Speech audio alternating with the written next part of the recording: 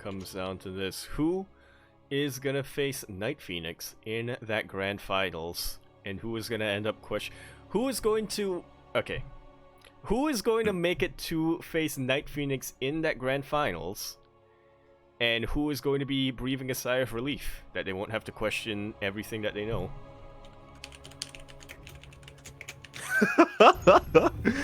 Oh boy, who wants to be who? I don't even know. We'll find out, Bobby. We'll find out. But regardless, of course, we are going to be kicking things off on Gresvan, where in the bottom right-hand corner of the map, spawning all the way in the bottom right-hand corner, we have our yellow Zerg player coming out from the land of Ukraine. One of a legend in the scene, one of our oldest and wisest players who is still active. Representing Berserker eSports, we have DIMAGA. Not DIMAGA. True. And spawning in the top left-hand corner of Gresvan, we have his opponent. We have the red Zerg player representing Team StarCom. It is Wayne. Not Vanya. Or Except Raditz. on NA. Or Radita. Except on challenge. Shaking. True. Not confusing at all. Oh. Shaking my head. Aye. But regardless, here we are in our ZvZ. Pretty standard openers. I'm a little bit shocked, especially because you said it yourself. Wayne was looking really aggressive against Arrowfire, but we have some pretty standard openers here in our semis. Well, do you want to go aggressive right off the bat against DIMAGA, You gotta respect your elders a little bit, True. It's kind of like the XY kind of mindset, I feel, right? Like DIMAGA, with age comes wisdom, and I'm sure he's got that mindset of the king. So of course, despite the fact that he's going up against a young, aggressive player, no fear. Hatch gas full, Bob. Hatch gas full. Yeah. A little bit of a lot of respect being thrown each other's way here.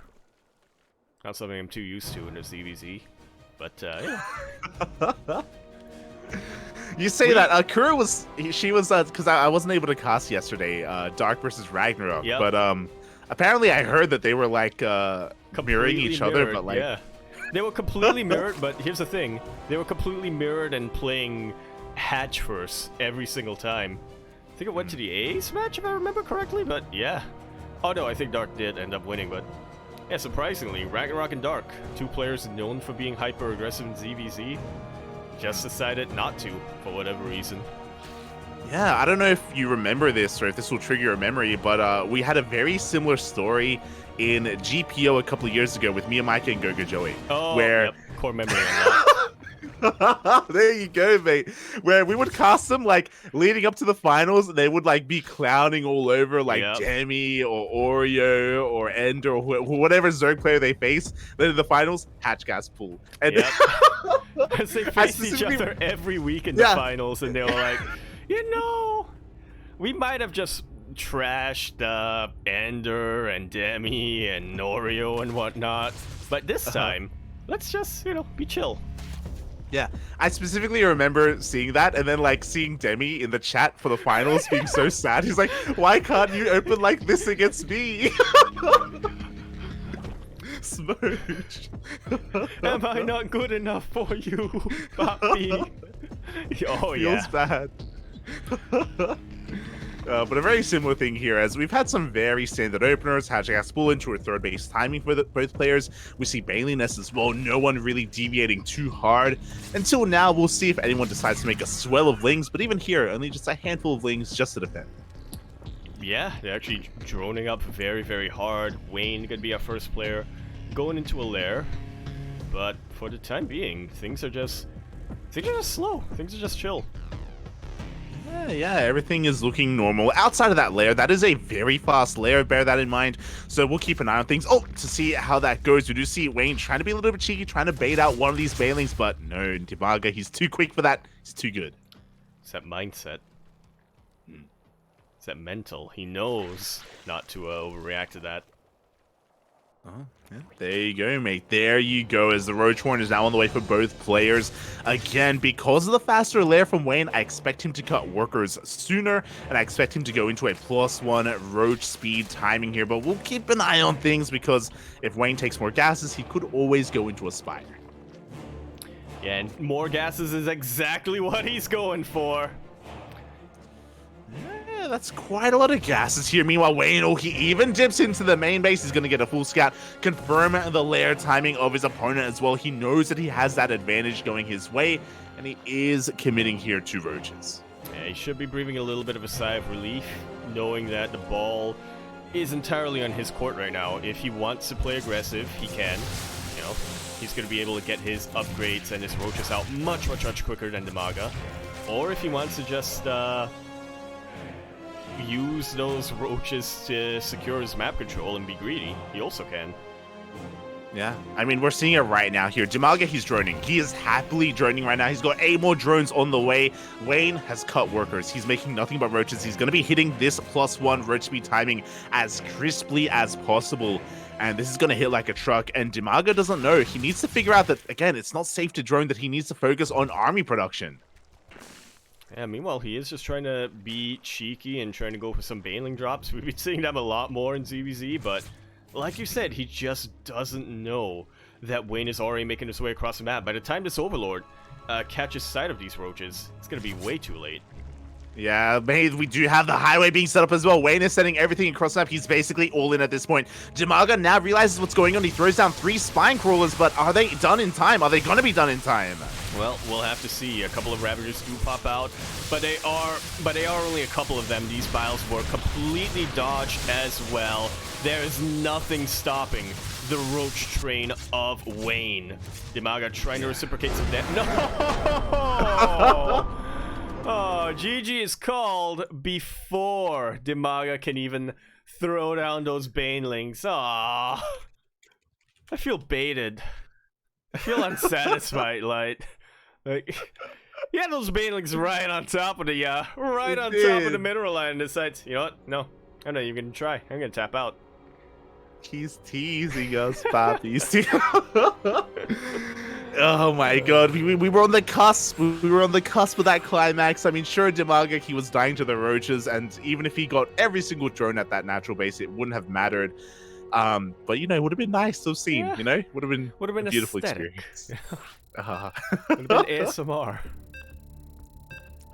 GG. And yeah, with that, Wayne does take a very powerful game number 1. Again, a lot of that did come down to the fact that, you know, DIMAGA was lacking some of that scouting information. He didn't know that it wasn't safe to drone, that Wayne was going for such a strong timing with that faster lair. DIMAGA was unable to slip in and confirm that.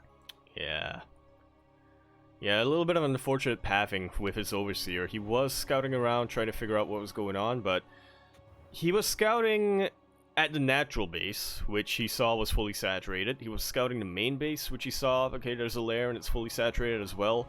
I don't think he caught the Roach Warren researching, and I don't think he caught the third base saturation, lack of saturation either. Yeah, exactly. It can be so difficult to really confirm that something is amiss and that something weird is coming your way. It's sometimes one of the harder things about this matchup, you know, whether you're hiding a Roach timing or even surprise mutas. We've seen that before, really catch some players off guard. Oh boy. So yeah, what a way to start the series. What a way. Yeah, Wayne once again just looking to be in control of the situation. DIMAGA, he had some good ideas, but unfortunately, Wayne didn't give him the time or the opportunity to execute it. Oh yeah, exactly. And we'll see if we can find the time here and now in game number 2, as we are going to be loading on in. Oh boy, to find out if, again, we have a tied up series and we go to the ace match, or if it all ends here. We shall find out, as of course, we're going to be loading into Dragon Scales for game number 2, and over here in the bottom right-hand quarter of the map, starting all the way in the bottom right-hand quarter, we have our red Zerg player going to be representing Team StarCom, a man of many names. You may have known him as Vanya if you caught him on the Asia server. You may have known him as Ratata if you were looking at Challenge. But here, he is Wayne.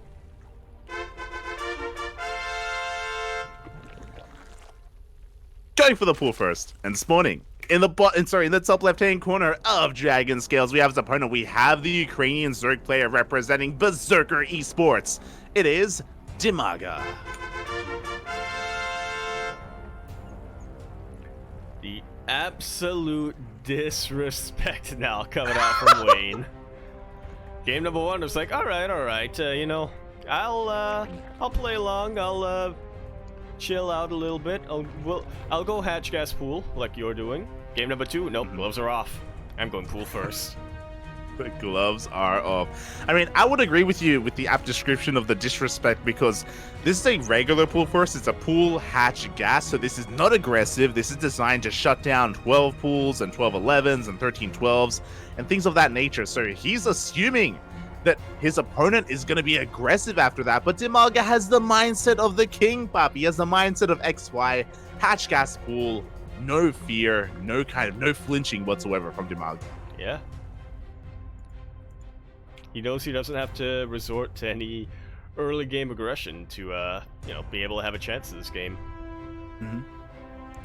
Yeah, exactly. He doesn't need to, but we'll see if he does, because we do see Wayne not just committing to 6 lings, he's got 4 lings behind this, so 10 lings in total with this pool first.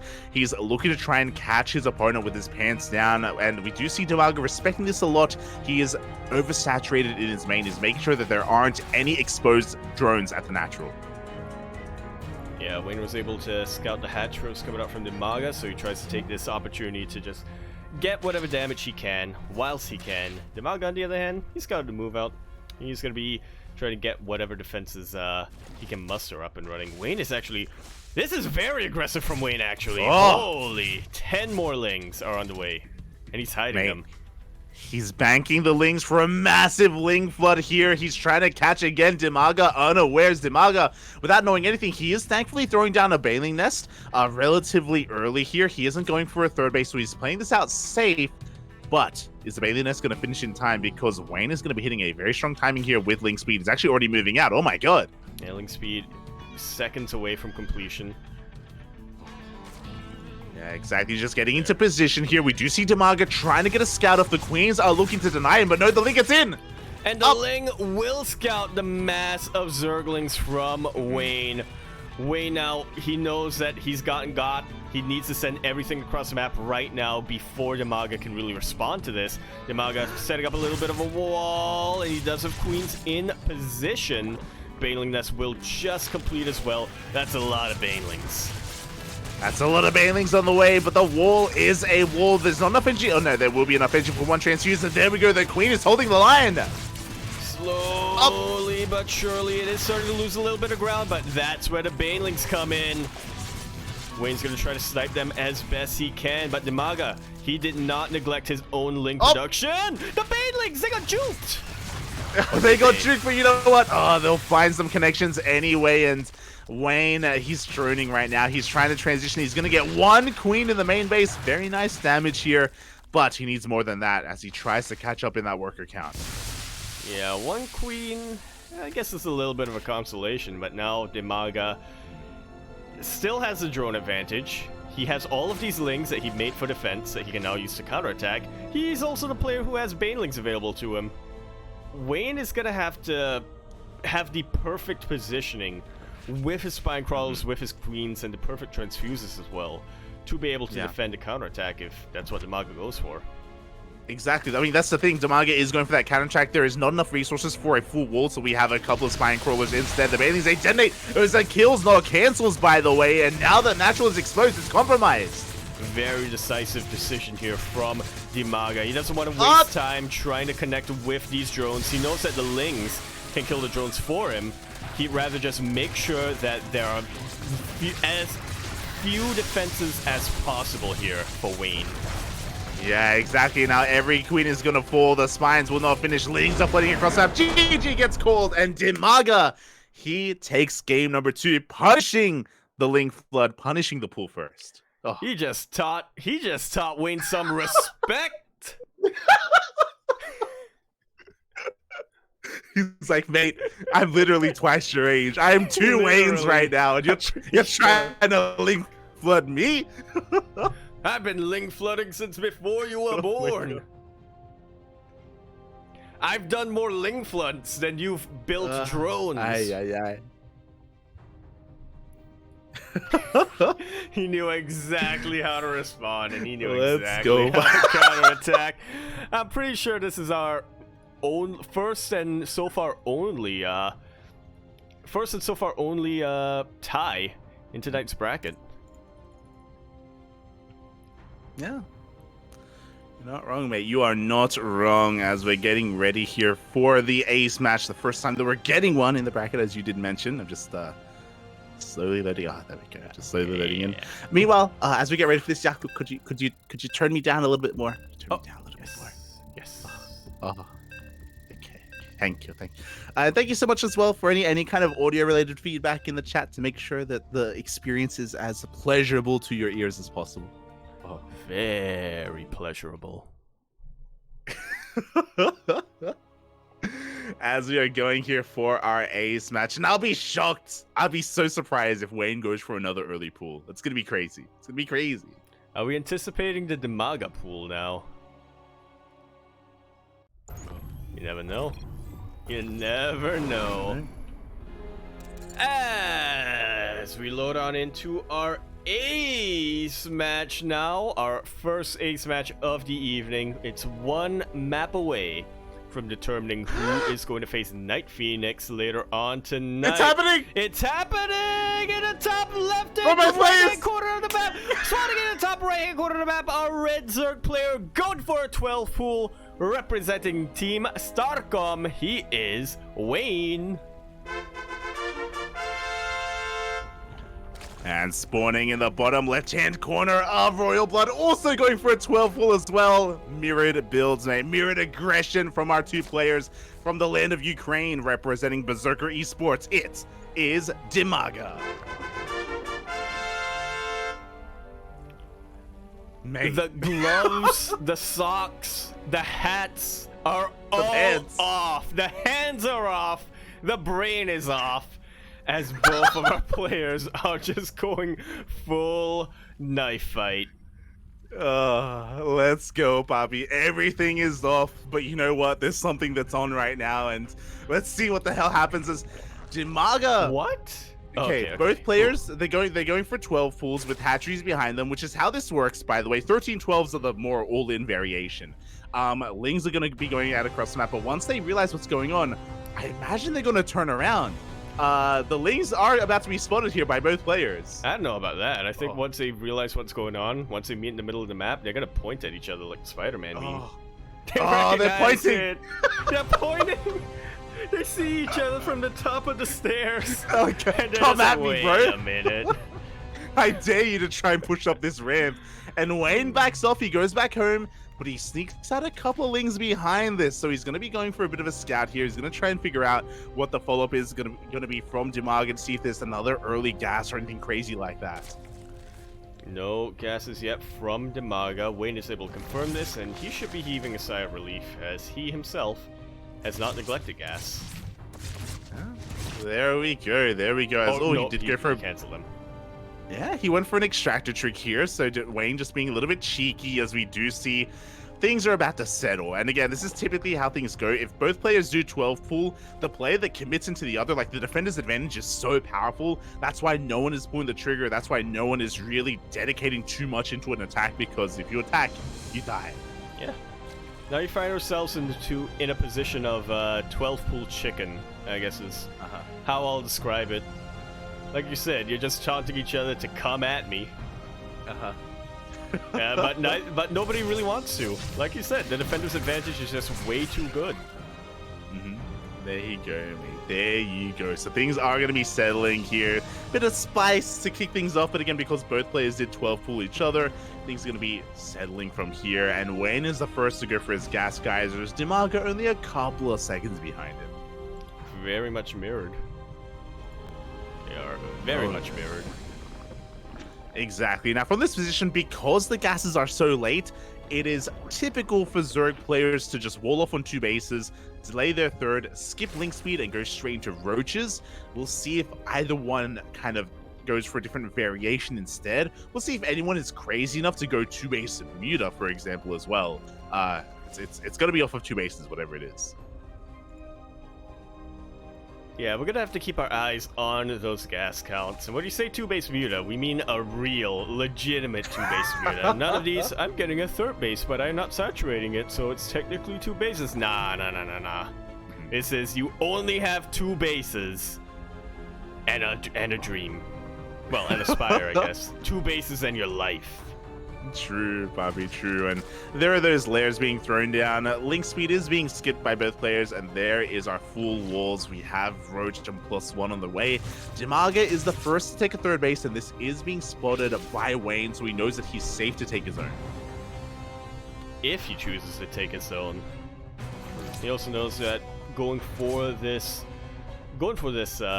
earlier 3rd base will mean that Wayne has the ability to get more roaches and whatnot, but in the end, he does decide to go for his own. The brains aren't completely off. They're turning back on, Papi. They're turning back on. And oh, DIMAGA. Interesting. So he went for a faster 3rd base, but we can see DIMAGA, he's got drones. He's not just cut drones. He is making something else, Papi, and a lot of it. That's a lot of Mutalisks. No, that's a lot of roaches, having a little bit of a reversal of game number one's dynamic. It's going to be entirely on Wayne to be able to scout this and to be able to get a bit of a response, because otherwise, just like game number 1, he's going to be overwhelmed by roaches. Pretty much. And here we go. The Overseer is dipping on in. Does see some roaches coming out, but he didn't see all of them. He doesn't know how many DIMAGA has. He doesn't know the lack of workers and saturation at the 3rd base. So Wayne only has a piece of the puzzle. I love this. We do see the roaches pulled away from the Lings just in case. So DIMAGA is purposefully hiding his army right now, or the majority of his army. And Wayne has been droning a little bit too much. Oh my, he keeps droning! Oh, no. If DIMAGA pushes out at any point between now and the next minute or so, I don't know if Wayne's gonna even have enough of anything to defend. I don't know if he'll be able to have enough larvae. I don't know if he'll be able to have enough minerals to go for spine crawlers and whatnot. This is a terrifying position to be in for Wayne. It's going to be really close. It's going to be very close. Wayne has droned up to 54 workers here, an insane amount. I mean, a good amount, but an insane amount compared to DIMAGA. And here we go. DIMAGA, he knocks down the doors. Roach speed has just kicked in, and now is the time to push. And then if he waits any longer, Wayne, he's going to be able to have a defense. Yeah, DIMAGA needs to go right now. I mean, he's still going to have his... Okay, he's going. He has the better numbers. He has a better supply, but like you said, Wayne eventually will be able to have enough time to get a better position and have better upgrades. But here we go. DIMAGA's kicking down the door. Okay, here we go. He pushes on forward here. The Queens are coming to the front line. The Ravagers are being focused down as well. DIMAGA has the higher army supply right now, but he did wait a little bit longer here. Wayne was able to muster a defense. Does he have enough roaches, though? Well, he does have +1 Carapace, and he does have the defensive advantage, but it looks like DIMAGA just has a little bit too much. He's starting to catch some of these isolated roaches little by little. He is going to be reinforcing with more and more roaches as well, but hang on. With the pulled drones, and of course Wayne can afford to lose a couple of drones, it looks like he's pushing this back. Yeah, exactly. Wayne with that +1 carapace. Wayne with the extra, like, what was that, like 15 seconds? Where DIMAGA was waiting a little bit for his reinforcements. Wayne is somehow able to defend. And even though he lost drones, he's still ahead in workers. Yeah, again, these are drones he could afford to lose. DIMAGA, he had to either win right there or at least kill more and more drones. +2 is about to finish up for Wayne as well, giving him a little bit more of an advantage. And of course, just from the fact that he was able to survive the initial wave of roaches from DIMAGA means that he'll have a lot more resources to reinforce. Every subsequent wave from DIMAGA is going to be less and less powerful, but each defense of Wayne is going to be more and more solid. Exactly, and now DIMAGA is throwing down this creep highway, and now he's bringing these queens, but this is too late. This was needed in the first wave, as you were saying. There's no reason for this not to have been there. DIMAGA just assumed that he had enough at the time, and it looks like enough time has passed where Wayne has more than enough to defend. This is, yeah, full concave of roaches. Files are landing left and right. He's gonna pull the queens, which is a little bit of a sign of desperation. GG, good luck in their next round, says DIMAGA. Wayne takes that series 2-1.